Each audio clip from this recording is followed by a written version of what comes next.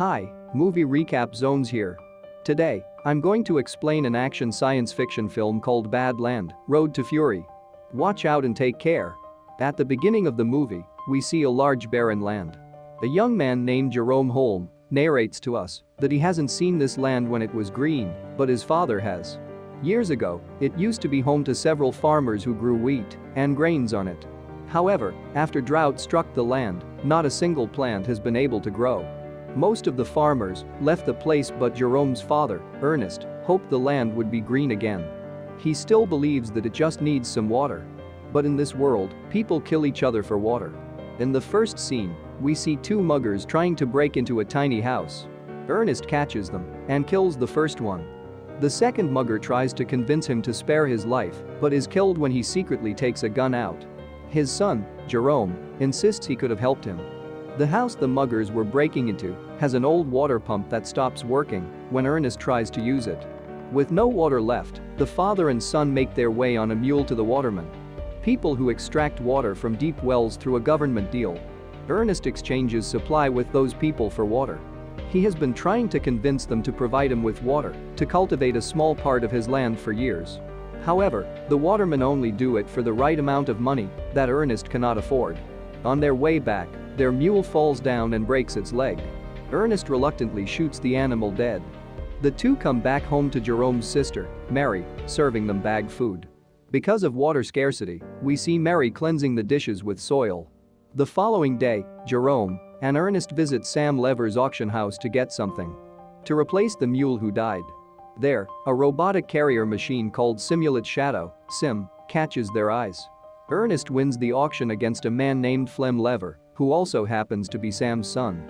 Flem is having an affair with Mary, unknown to Ernest and Jerome.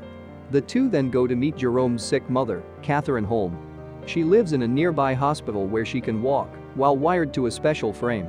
Since the frame is too expensive, they cannot bring her home. Jerome spends his time with his mother that day. Ernest and Catherine kiss goodbye and separate. On their way back, Ernest and Jerome stop at a gas station.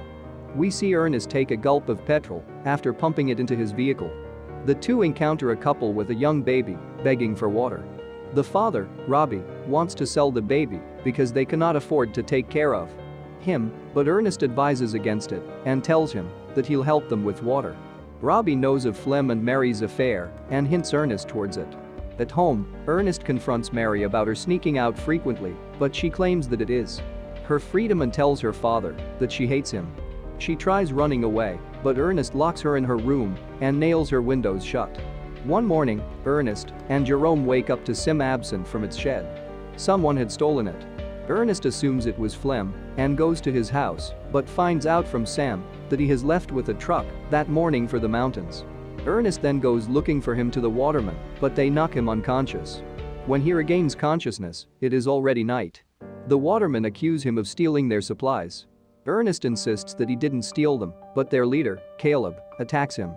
They fight for a while, but Ernest manages to get his hands on his rifle and run away from there. On his way back home, he discovers Flem sleeping on the road with Sim by his side. It is clear that he had stolen the machine and the waterman's supplies.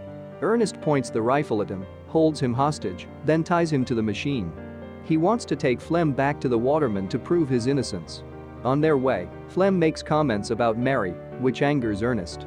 After walking for a while, both of them get thirsty. Flem persuades Ernest to use the water from the waterman's supply. The two sit down to drink water and chat. Flem then tries to convince Ernest to let him go, and they can share the money, but Ernest is adamant about getting him caught. Ernest is weak and limp. He clearly cannot walk another mile to the waterman. Flem knows this, so he strikes Ernest with a stone, making him hit his head on a cliff. His head starts to bleed uncontrollably and is knocked unconscious. Ernest wakes up to him being tied instead of Flem. Flem pours water into Ernest's mouth as he screams.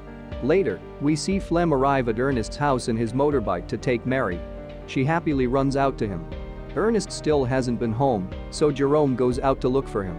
He finds the machine alone on the way. When he reaches the waterman, they inform him of Ernest's death. Everyone assumes that it was caused by the machine. In the following scene, we see everyone mourning Ernest's death at his funeral. Later, Catherine and the kids cry in her hospital bed. When they come out, Flem picks them up in his truck. After Ernest's death, Flem has now become the mentor of the family. He calms Jerome down as he hits Sim for killing his father. Later, he tells him that Mary is pregnant with his child and that he loves her. Jerome accepts their relationship. Later that day, Flem goes to the watermen and talks to them about sending water to Ernest's land. Caleb laughs at his idea, but gets defensive when Flem blames him for Ernest's death. Flem also shows him a knife with Caleb's name that was found with Ernest's body. Scared to be accused, Caleb agrees to divert water to their field. Everyone is happy when the land gets its first sprinkle of water. Flem works day and night to grow wheat on the land. A few months later, they are fully grown. Flem gets married to Mary and currently lives at Ernest's home with Jerome and Mary. One day, his father, Sam, with some men from the bank approaches their house, threatening to take the land because of Ernest's debt. The debt is too much for Flem to pay, so he takes the machine with him and approaches his friend Robbie that night. He knows about Robbie's intention to sell his child, so he persuades Robbie to come with him, just to see how much a baby can be worth. However, when they reach there, Robbie realizes that Flem has secretly made a deal with the people to sell his baby. The people try to take the baby away, Robbie resists it and is shot dead by Flem. This causes a shootout between the dealers and Flem runs away with the money. However, the machine, Sim, is shot and damaged. This activates the auto mode in the machine, which causes it to return back to its manufacturer, Calvin Hueman. The following day, Flem pays the bank from the money he sold the child with. Jerome assumes that the money came by selling Sim, so no one suspects anything. In the following scene, we see Sim limping its way back to Calvin, who lives across the border. Calvin calls the number inscribed on Sim and reaches Holmes' residence. He talks to Jerome about the machine coming back to him, which shocks Jerome because Flem had told him he sold it to Robbie. Jerome asks Flem if Robbie sold Sim's parts and it's somehow made to the owner, but Flem gets annoyed at him for the question and dismisses it. Then, he tells them he is going to meet his mother that evening, but instead he plans to cross the border to meet Calvin, the manufacturer of Sim. Later, he reaches the border, but the guard stops him because he is too young to cross it. A girl named Anna calls him over and tells him she knows a way he can go to the other side. In exchange for money, she puts him in a vehicle with chickens and sends him over. They meet again at the other side and separate. Jerome then goes to meet Calvin. There, Calvin shows him all the functions of the machine. He also shows that the machine's eyes are cameras that were made to capture the slope for reforestation. The camera has captured all that the machine has seen. Jerome plays the recordings and sees his time with Ernest. As he goes through it, he is horrified to see that Flem was the one who killed Ernest. That day, after Ernest had gained consciousness, Flem tied him to the machine and set its destination. To the waterman. The machine had dragged an injured but alive Ernest to his death. By the end of the video, tears roll down Jerome's eyes. In the evening, he returns home but doesn't confront Flem about anything.